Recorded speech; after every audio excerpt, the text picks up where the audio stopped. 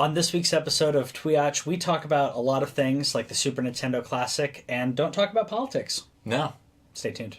This week in our collective heads, wanna put an old rumor to bed.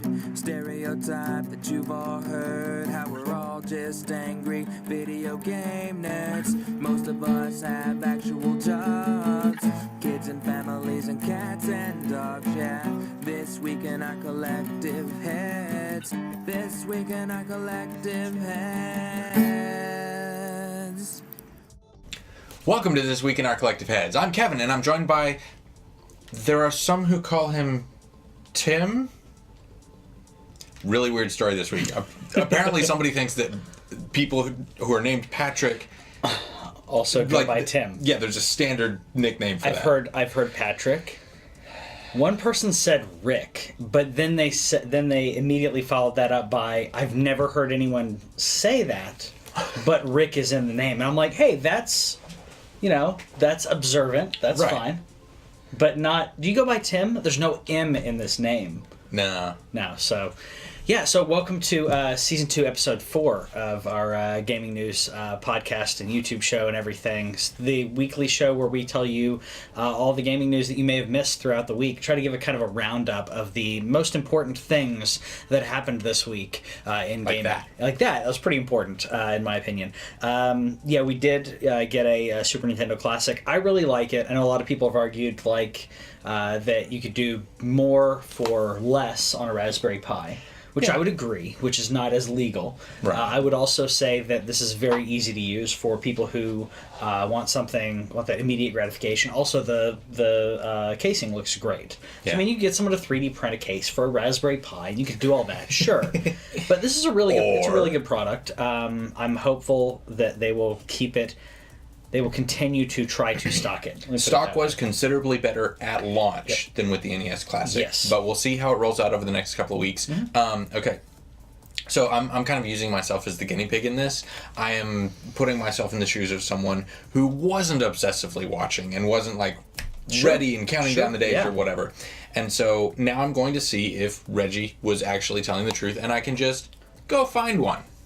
So I'll let you know over the next couple of weeks if I manage to. You did a midnight and I picked did it up. 10 a.m.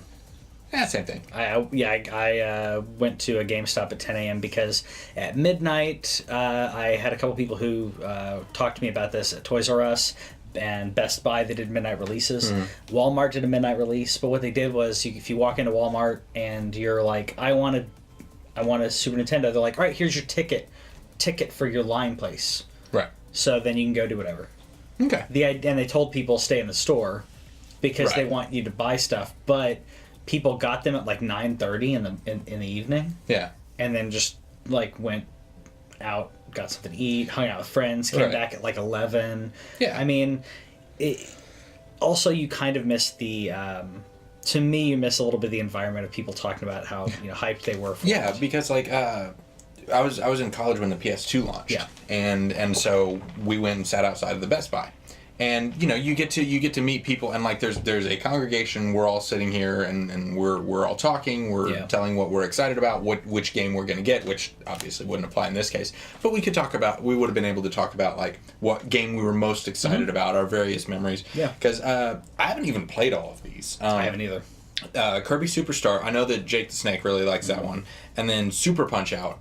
I've played the arcade one with the wire mesh frame thing, and then I've played regular Punch-Out!, but I haven't played Super. Yeah, and this is the console that I missed growing up, so I'm glad to jump in. These are the games. I mean, it has the list on the back. I'll try to put up the list of games is great.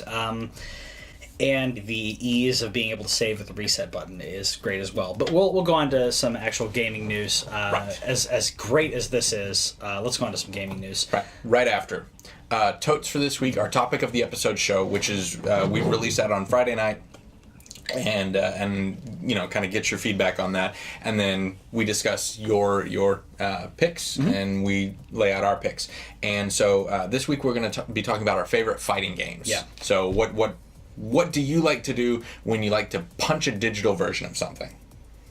or have a digital version punch another digital version. That works. Right. That works. Now we can do news. Now we can do news. So we're going to start off. So Red Dead Redemption, they had a trailer, which was... I was hoping for more when they said, hey, we've got something to show you. We got something to show you. What I was hoping for was more on the lines of a Bethesda, here's a 20-minute, expo of here's some gameplay. Let's talk to the developers. What's important about Red Dead? What is the lifeblood of Red Dead? Redemption, what we're going to pull into that. That's what I was hoping because I've been really spoiled by Bethesda in that. We got a trailer, which was a good trailer. And it's kind of a story-ish, sets up the main protagonist. Which I really like, Morgan. Morgan's the main protagonist. So John Marston was the protagonist with a storied past, a very checkered past, and he was like, I'm behind. Yeah, it's behind me now. I'm better than that. This guy straight up threatens to kill a teenager, 14-year-old. Yeah. Like he's like, shame what happened to your mom. I'll keep her in black. Yeah. Basically. Yeah. He basically said, yeah, I'll murder you if you step out of line. And I'm curious how that's going to play for that character. Also, because this is very early on, I don't know, that seems to be our main character. Yeah. But I don't know if that's our only main character. I don't know if they're going to do I'm curious about the guy who said we need more guns and the girl who said you're the only one I can trust. My wild prediction is that if we do get multiple characters, those are the other two. I can't remember who said we need more guns. I've only kind of watched the... Okay, because there are characters in this that are in Red Dead Redemption. Okay, no, it wasn't one of that. Okay, because what's his name? Bill Compton, and a couple others. Bill Compton, is that from True Blood? Yeah, Bill Compton is Vampire Bill. Is he also in Red Dead? No. Was he also in there? No, that's not who it is. So that character, there's a couple characters that are in there, which leads us to believe it's a prequel because those characters more than likely died, and also they look a lot younger. And Dutch, the leader of the gang, Dutch is in there as well. So I'm hopeful about it. I wouldn't say hopeful. I'm still hyped about this because I love the environment for the first Red Dead Redemption. I think this is going to live up to the hype. A lot of people are asking, can we get a zombies mode? That I don't care about that. This isn't Call of Duty. That was a one-off fun thing. I don't need more Red Dead Redemption zombies. Undead Nightmare. I need a good story, and that's all I want them to concentrate on. I want a very fleshed out story, which this seems like it. Like I said, it's a prequel. I'm gonna guess around 10 years prior to Red Dead Redemption, but I'm happy about it. I'm happy about it for the most part. And it's gorgeous. Yes, it is. It's super pretty. I was watching IGN's live stream of it, and they were making predictions on things like how many horses are we going to see. It was pretty fun. Nice. It was good stuff. Yeah, so we had news last week about PlayerUnknown Battleground and Fortnite, and them essentially saying that they may take legal action, and they were right, and they were really upset about the whole Fortnite release thing. And what we took that to mean was that they were saying, Fortnite is doing the same thing we were doing. Apparently, they're upset with Epic for not telling them that they were releasing another thing that was similar. Yeah, so. And for those who don't know, Epic is the company who licenses the Unreal Engine. Right. So anyone, like people in this room, can make a game with Unreal. You can sign up for a completely free Unreal account, which I have. Right. I can make a game with Unreal and publish it. Now, if you make over a specific amount of money, you then pay Epic for that. Right. But Epic, unless I didn't see anything in their statements regarding this at all. I know they worked closely with Epic on PlayerUnknown, except I don't know if Fortnite did. Now, even if they did, it's not up to them. They're that's like. I was trying to think of an analogy or any analogy, but really that's I mean, it's essentially like you're buying a product. You're buying a product. Let's do it very generic. You're buying a product. You've licensed a product to use, and then someone else also licensed a product to use because it's in the user agreement and all of the legality that you can also buy said product. Yeah. Would you like a car? Yes, I'd like a car too. We can both buy a car and do things with the car. What we do with them in regards to trying to make money off of them or trying to resell them, that's up to us because we've purchased that license. Yeah. They haven't violated the license. Right. And so what PlayerUnknown's company, Bluehole, was saying was that Epic has made a tremendous amount of money off of our game. Sure. They should have let us know what was going. I'm sorry, no, that's not how anything has ever worked. Yeah. So it was they clarified it. They still don't have any legal grounds, or honestly, I don't understand their point of contention. Yeah, I think they're misunderstanding how that works. Now, if you have an in-house engine, then that's fine. Or if you've licensed exclusive rights to said engine. They didn't I'm sorry, PlayerUnknown's pretty big, but they didn't license complete exclusive. Yeah, they didn't buy the engine or anything. Yeah, we've seen this with other engines like the what is it called, the Fox engine, and others that, like Bethesda has their own engines and their own sets. Now that makes perfect sense for what they're doing. But if they were licensing it out, then yeah, someone else can make a relatively carbon copy. Yeah. So it was a very strange moment. Yeah. And yeah. Not strange stuff is backwards compatibility, though. We got backwards compatibility. Call of Duty Advanced Warfare, yes, which had a remaster that came out fairly recently, and then I guess with the last Call of Duty, so last November. So Advanced Warfare now has a remastered version, but you can also play the original on Xbox One. Which, I mean, that's nice that they're doing this. We talked about this last week with Halo, and we were curious.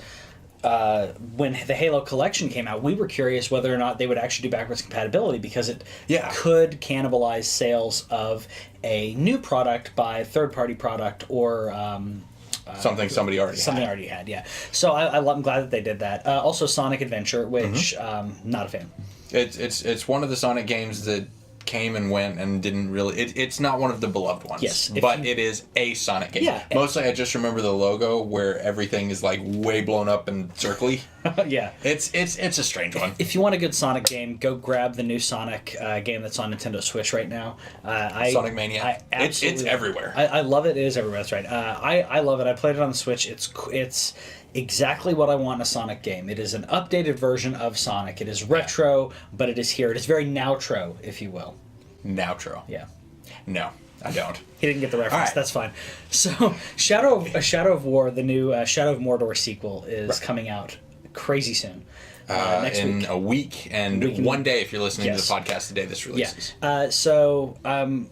There's been a lot of controversy in regards to the microtransactions and loot boxing in that, but there's going to be a free DLC apparently. Okay, so okay. I didn't get to read into this, and I was curious about. Okay, so what had originally happened was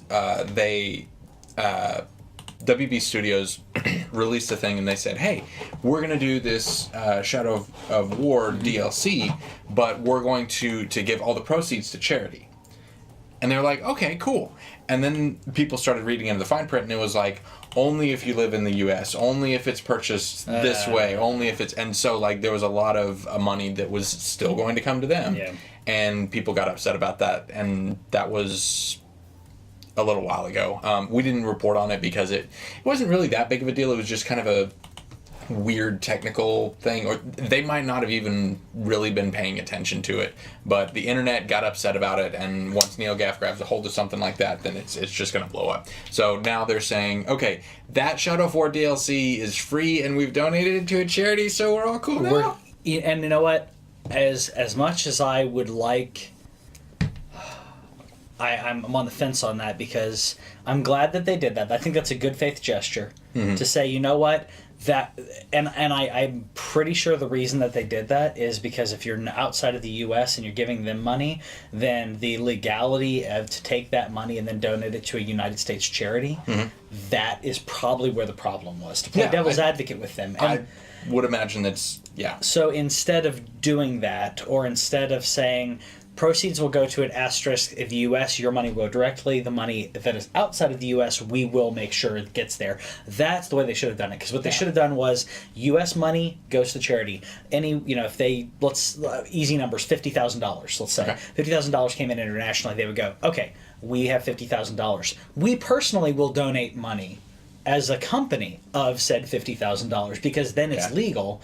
I think that's the reason. I think this is a good. If this was a good gesture for them to do that, though, to say we do want to donate, we want the money to go to the right place. We don't want to seem cagey. Yeah. So I will not come 100% defend their action, but I do like at least that they did that and they didn't just go, sorry. Just deal with it, which they could do. There's some other interesting news when it comes to Shadow of War. The developers were talking about balancing out this game because there's microtransactions and a lot of people are upset because they're like, well, if you can pay for a lot of this, it's not necessarily pay to win. Right. Let's pay for a leg up, randomized leg up. But if you can pay for a leg up, how does that work with the game balancing and everything? Yeah. And the answer that they gave was, don't worry. The question that they were given was, how does that work if you want to play a game and you don't want to do microtransactions? Right. The answer was, well, all of our playtesting has been without the microtransactions and without that economy, so I think it's fine. And immediately I thought, well, what about playtesting with those loot boxes? Because they haven't. So for us, it's gonna be a good experience. Yeah, I'm not buying microtransactions. I'm not gonna do microtransactions on this. So for us, it's gonna be a balanced game. It sounds like. Yeah. I think that if people want to do some loot boxes or whatever, if they want to do it for a leg up, if they want to help the grind, if they want to put over the developer, they want to put money to the developer. However you want to phrase it, however your mentality is, I think is okay. I think that it's just weird that they didn't have a separate playtest for all right, now we'll throw some loot boxes at it. Doesn't make it too easy, but we'll see. So and we will, because I'm gonna play the crap out of this game. And I'm playing Assassin's Creed, so I'm like, I can't. I'm spending too much money right now, so I'm like, I have to wait. I'll play it, but I need to wait for now. So speaking of games that we can't play, though, Steam has shut down one developer who had 178 games. Yep. And basically this is just published in a year, I believe. Yeah. Yeah. It's just one developer just making a bunch of garbage with Steam has become a very strange system, and they're trying a bunch of different things to try to figure out how to run it, how to make it work. So they've shut down one developer and they've removed their games from the store. That's cool, but you're releasing more than 100 games most weeks. Yep. So there's a lot more work to do. 178 is one, and if this becomes a thing and they keep rolling these out and they keep deleting like who's the one that he's always going after? Sterling Jim Sterling. Yeah, I'm trying to remember the there's a developer that he goes after that makes a bunch of garbage games. Oh, they're bankrupt now. Yeah, and they're gone. But what I'm saying is that like the Steam community, I mean, people in the Steam community would be willing to do this for Valve for free. Digital homicide. Yeah, digital homicide. Yeah, and so you have an audience willing to work with you. Yeah. Well, they've been working with Jim. Yeah. They've been working with Jim and others, but a lot on Jim because he's been so critical in regards to how Steam rolls out games. He's also very public about look, these are things that can be fixed. We want to help fix them. He has the audience. And so that can be a couple of layers of filter between Valve and the angry mob that is Steam users. Yeah, I know we've said it before. Not all of you. Not all of some people, good people on both sides. You think there are good people at Steam? There could be. There's some good people at Valve. They made Half-Life 2, man. Yeah. And those people are gone. And they're gone. Because they're all gone. 12 years ago. Goodness. So I think that we've discussed this in the past. They need to come up with a better system in regards to showcasing the really good indie games. No money involved at all. Yeah. But for a group of people 6 or 8 people on Steam to be like, here's your picks of the week from our team. Yeah. Don't even associate names with the people, because to me, if you associate a name and immediately the internet will latch on and be like, well, historically he doesn't like shooters, so he's not going to like this game. Don't have any names, just be like, here's our top list, a little couple blurbs about what they think about it, because that will get people to buy these indie games, these cheaper indie games that less people would get. Well, I mean, that's they've tried so many different things, and that's the interesting thing to me. My interest in Steam is basically from a journalistic objective standpoint, because I'm not playing any of these. I like it. I mean, I've got Behold the Kickman, and I tried to run it and it didn't run, but I felt good about giving money because I like that guy, and I didn't get to pay him for that one game that he made. I like Steam. I don't play as much on Steam, just because of my setup and everything. It's not really personal preference on hardware. It's more of setting. And I do have the Steam Link, which works on a lot of games. But if you're playing anything that's going to require like Dark Souls can't be played on a Steam Link. I can get away with Skyrim with Steam Link, but Dark Souls, there's just a slight bit of latency, so there's no way that it won't work. But speaking of things not working, so Volition, who released Agents of Mayhem a little while ago, that game did not do well. Nope. The people who were big Saints Row fans, even though this is in that same universe, it just doesn't have the right touch, the right feel to it, and it got hammered for that. Tandem Cannon is a huge fan of that series, and they haven't picked it up just because it doesn't seem to have that thing, so they're waiting for it to go on sale. But Volition was hit with huge layoffs. We don't know. Volition is still up. We'll see what happens next, but for now they're just kind of trying to find their footing again and figure out where to go from here.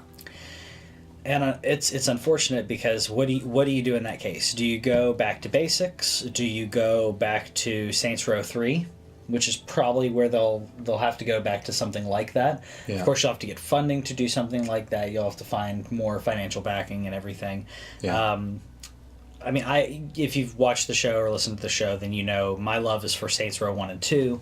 I don't think they're going to go back that far, as much as I'd like to do that. But someone was saying in a comments section that on a website that they were hoping that Rockstar would buy them out so they'd have the Saints Row. But I thought that doesn't make any sense financially. No. Why would you spend money when you already have Grand Theft Auto? Grand Theft Auto makes a lot of money. Why cannibalize yourself? Just keep putting out Grand Theft Auto. I mean, well, the other thing it's not a threat to them. The other thing is that Grand Theft Auto and Saints Row were two different approaches to a very similar basic. Yeah. And so if you have two groups working on when those combine, that there's not really a benefit to that. No. And so like the people who made Fortnite have a different approach to Battle Royale than the PUBG team. They do. And so if those two were to merge, then you would just have more of that thing, or actually you would have less of that thing because there's only one avenue. Yeah, you'd have less of it, and monopolies are always bad for the buyer. We want diversity, we want choices, because then that lets a better product reign supreme. Yeah. Speaking of better products, I'm on a roll today with the segues. Speaking of better products, so when the sequel, when Chloe came out and without any magic powers or anything, she was not voiced by Ashley Birch because of the voice actor strike, which has gone on for a very long time. We reported about it almost a year ago. That has ended. They were able to finally hammer out some of those things and figure out where to go from here. Yeah. So that has ended.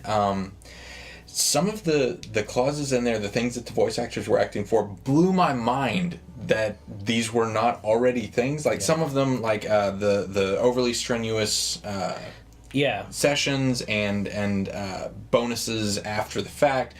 Those are interesting to me, but sometimes because of the incredible secrecy around designing and developing games, sometimes people would not be told if they were voicing a character that they had already voiced and that this was a sequel to their previous game. Yeah.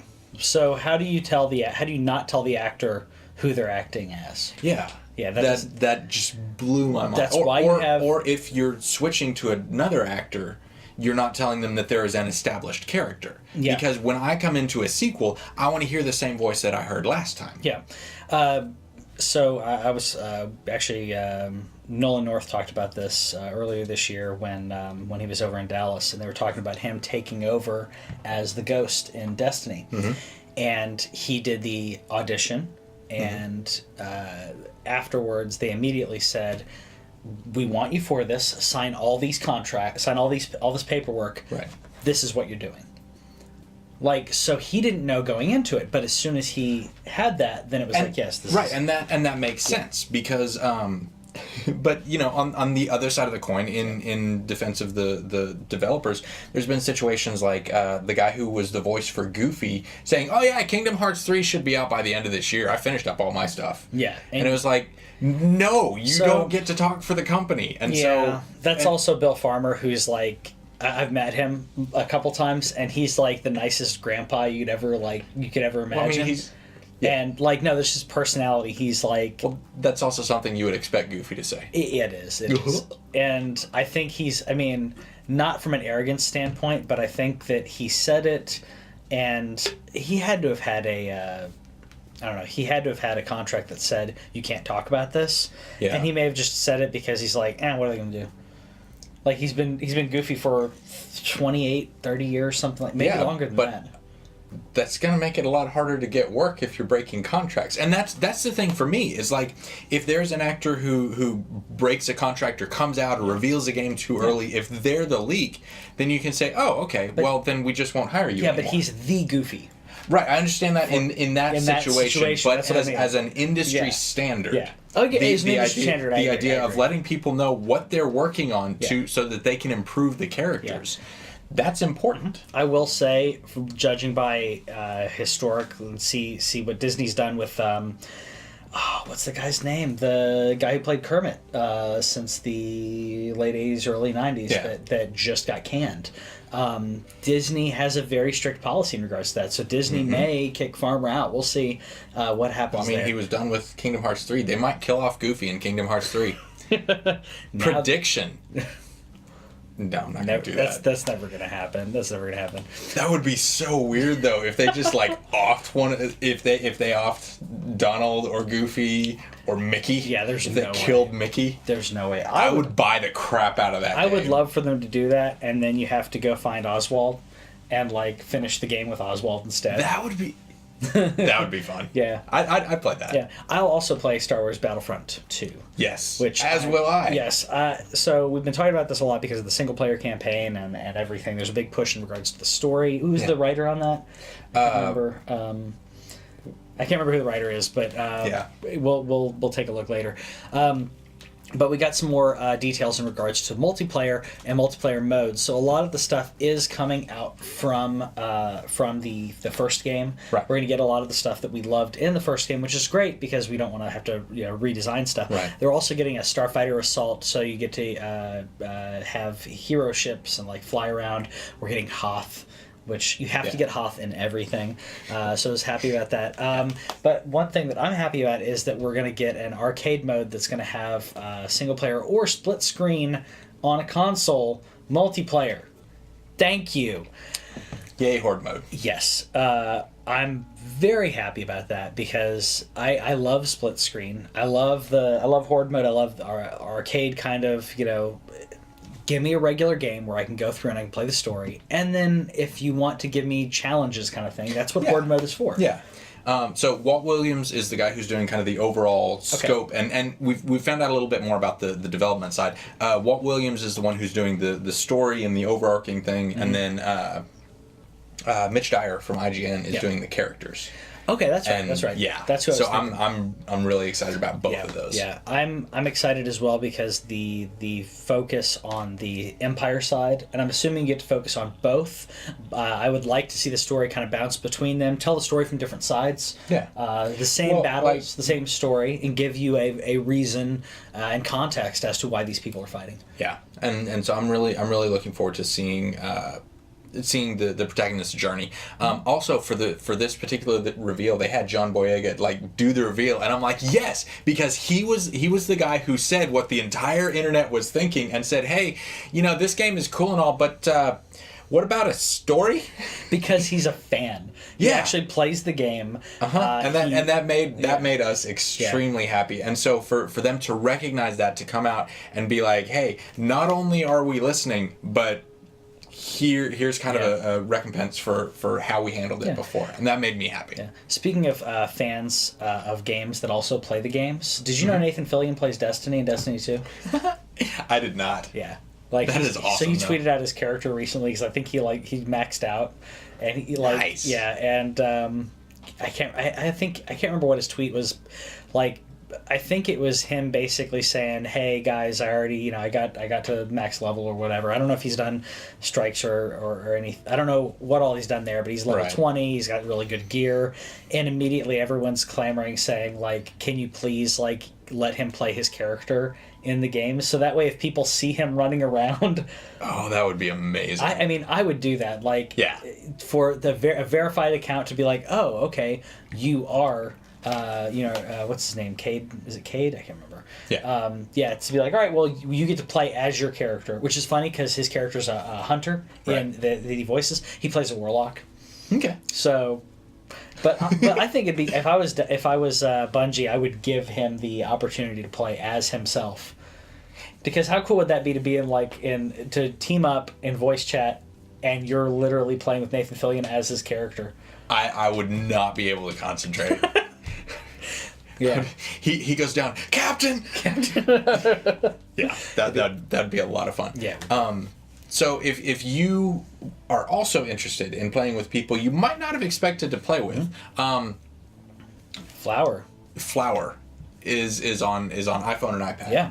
And I really didn't see that coming. This was on Vita and PlayStation 3 and 4, and it's just a gorgeous game. And having played it, I played it on the Vita with the tilt controls and stuff, so I know that works. Mm-hmm. I know that they have made that a thing, and it is a magnificent, beautiful game. It's a very peaceful one.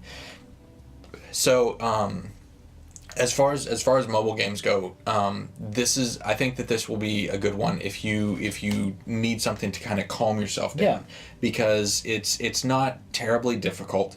And it's mostly just a relaxing thing, and it can be kind of tricky to control, but you're maneuvering flower petals around. Yeah. So I can see this as a relaxing thing that people would want to have on their iPhones, iPad, and eventually Androids.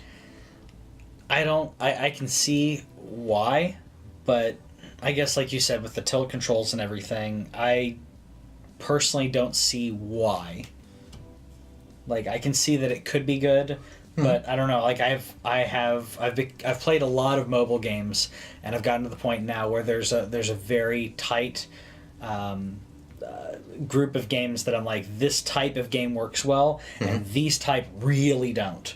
So I'm not to be negative about it, but I don't know how well it will work on there. Okay, but it could work. Well, I mean, when I played it on Vita, it was entirely tilt. There was no there were no button presses at all. Yeah. So I basically played it on mobile. But then you still have start to pause. I guess you could hit the screen. I don't know how they did that portion of it, but we'll see. We'll see how it is. In other news, another Nintendo news. So Nintendo came out with more details on their creators program, which has never been a good thing. And it continues to not be a good thing even more. Yep. I would like to have a disclaimer real quick beforehand that if you are partnered with Nintendo, make sure that you are partnered to only do specific videos, not your channel as a whole. I'd like to make sure to put that out there because we've done that. Yeah. So it's only specific videos because we're not a Nintendo channel. It didn't make sense. The other reason is because now they are no longer allowing live streaming on YouTube live. Yeah. They're like, no, you can't live stream our games. Yes. Which continues to show Nintendo doesn't understand how big streaming is and how much it pushes and a product. how it works. Yes. Five Nights at Freddy's and so many other games propelled into the mainstream because of this. Slender Man, I would say Minecraft as well, because Minecraft, Yeah. I mean, Minecraft had a decent amount of, had a good amount of people playing it. It wasn't until people were live streaming it and putting up videos of it that everyone started jumping in. Yeah. Everyone. And it remains at the top of in the NPD charts ever since then. Like that and Grand Theft Auto 5 are not going away until the next ones come out. Because people keep buying it and rebuying it because they're like, oh, now I need it on this other platform and everything. Now they have the Play Anywhere update, so you can play with people anywhere. Right. But if you're like, oh, I've been playing on Switch and now I want to have a server well, I can't do it on Switch. I've been playing on Xbox and now I want a server for all my friends to, or I gotta buy the PC version. Now I'll have the PC version as well. So it continues to make money. So Nintendo doesn't understand that portion of it, which is irritating. That's why I was saying don't put your channel in that category, because you can stream this on Twitch. Mm-hmm. You can stream the game on Twitch, export the game, the video, or edit it, or whatever you want to do, then put it on YouTube, and then tag that video for monetization through Nintendo, because then you get 60%, which is better than nothing. It's still not great, but it's better than nothing right now. Yeah. I still am waiting for... I really wish that Nintendo would come in and say, this is not right. And YouTube would come in and say, this isn't not right. The problem is that YouTube... tries to play neutral, and in playing neutral, they always side with whoever complained. Yeah. And it irritates me. And the complaint system is designed for not the creators, but the people who claim to own the properties. Yeah. So that's how that goes. We get copyright claims. Sometimes I don't even touch them, because sometimes we get multiple ones, and then I'll copyright gridlock it, and I'm fine with that. Yeah. But sometimes we get copyright notices from companies that don't own the product that we put up. If we put up a trailer, we put up gameplay or a video, a movie of a video game, and I'm like, oh, Ubisoft or someone's going to come after us for that. And no, it's some guy in like Bulgaria or some crap that like had it on a journal, on a news show, kind of like what we do, and now he's making money off anybody else. Yeah. So there's things that are tricky about being on YouTube. Yeah. But like the basic story of Nintendo is that they don't understand how streaming works and how this could be turned to their benefit. Yeah. So speaking of things we didn't understand, Atari Box. We have details on that. They're saying that it's going to be similar in power to what's coming, to what's already out, what we already have, and that you can play Atari games on it. And other games, and we still don't know why you would buy it. So, I don't know why I would buy it either, and it seems like a pricey Ouya to me, because they haven't said it yet, but I'm wondering if this is Android based. They're talking about playing Atari games on it. If the power is within PS4 and Xbox, why should I buy this? Right. If I have a PS4 or Xbox or a Super Nintendo, if you're talking about Atari games, I'm like, okay, Raspberry Pi. I mean, there's ways to grab this for considerably cheaper. Why would I pay $250 to $300 for this? To me, it doesn't make sense. Still, it's preloaded with a bunch of Atari games and classic games, but that doesn't tell me. It doesn't sell me at all on this. I mean, what is there going to be a digital store? Who all's bought into this? No third-party developers have been like, you know what, we love Atari Box, we're going to put stuff there. Yeah. So that's the box is actually going to launch come spring. Yep. And we'll see what happens at that point. Right now, not really much to report on it. It's just, okay, it's $250, $300, should be comparable to a thing you already have. Yep. We'll be waiting. I don't care yet. Yeah. I do care about Assassin's Creed, though. Yes. So Assassin's Creed Origins, which is coming out this week? Is it next week? Soon. When it comes out is good. Assassin's Creed Origins is coming out, and in early 2018, there's going to be a tour mode that will let you tour around and non-combat go through the game to experience the world that they've built and the history, because the history of these games, they tap into a lot of historical figures, a lot of themes and slight mythology, but they're very historical. It's very much based on things that actually happen. And it was I heard an interview with a lady who actually worked on Notre Dame for like a year and a half. Like they are meticulous about making sure that everything looks the way it's supposed to look and feels the way it's supposed to feel. And so they have done research that doesn't actually show up into the game, but it's kind of based on that. And so the idea of going through ancient Egypt and looking at these places and finding out why they were significant, how the different regions of Egypt work and is fascinating to me. And I would be interested in just taking a tour and just strolling through. Yep. And then their statement was basically says when you start the tour, you'll have a path that will lead from station to station in order to lead more. For example, the mummification process, from the cleaning of the body to the removal of the organs, up to the ritual of the opening of the mouth. I hope that teachers will seize this opportunity to present it to their students so they can learn with this interactive medium. We spent years recreating ancient Egypt, documenting ourselves, validating the content with historians, with consultants, and we feel that many more people than just the players can benefit from that, which is awesome. I'm very much about this, about the research that they put into this, and this being able to be used as an educational tool. Yeah, and judging by that blurb, it sounds like it won't be playing through the entire game, but a mode that lets you tour through certain areas. And it seems like that there will be like a tour. I don't know if they'll have like an actual tour guide or if it'll just be like a path on the ground. It'll be like, go here to the next thing. But like the NPCs, when way back in the day, they just used to walk back and forth across the screen. In Assassin's Creed, you'll see people like sweeping, or they'll be dumping stuff, or they'll be, engineers, or they'll be working on vehicles or sewage system. Like there's so many NPCs doing so many different things. And those represent actual occupations in that time period. Yeah. And I'm really curious if the tour will be led by someone who currently, they were talking about like embalming and everything. I'm wondering if the tour is led by someone it takes place in that time period, and you're just like a regular citizen that's like, I want to know more about the government and.